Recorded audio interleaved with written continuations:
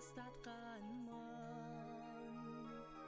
Есімде әліппені жаттатқызып, ең алғаш қолға қалам ұстатқаным. Ұстазым, менің ұстазым, өзіңмен өткен қыс жазым, қалдырған ізің мәңгілік жадымда тұрар жаңғырып. Ұстазым, менің ұстазым,